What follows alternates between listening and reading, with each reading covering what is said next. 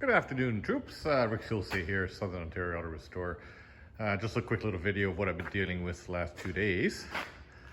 That out there is the carpet and underpad assembly from my truck, 2018 F-150.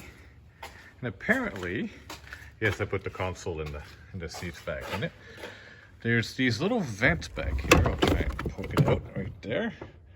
Now these are the pressure equalization vents, so when you shut the door, it allows air to escape the cab without, popping the windshield out of the front, I guess, or whatever. So anyways, what happened was this one wasn't in all the way. These little lock tabs, 4 little lock tabs, they weren't catched how they should have been. So Craig sorted that out, he caught that.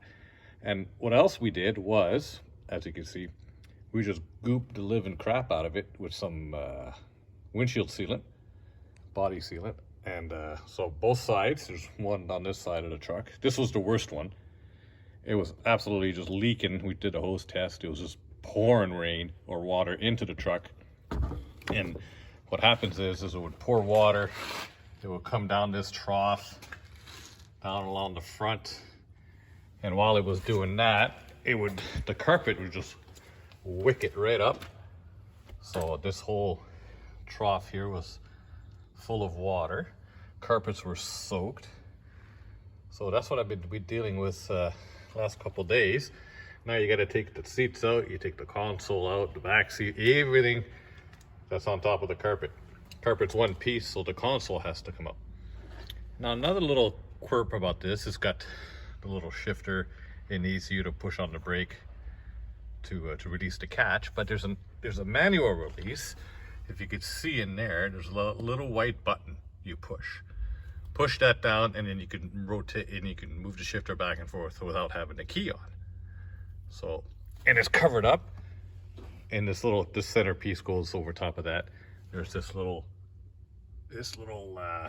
cover that sits right here, and that you pop that cover out, then you have access to that little white lever, and it lets you move the shifter back and forth, because you need to move the shifter back and forth to get all these panels out. So there's a little tip for you today. So the plan is to drive around with no carpet while it dries. It's going to take a few days to dry out in the sun, and make sure there's no more leaks coming in from anywhere, and then pull all this stuff back out again and put the carpet back in. So there you go. See you later.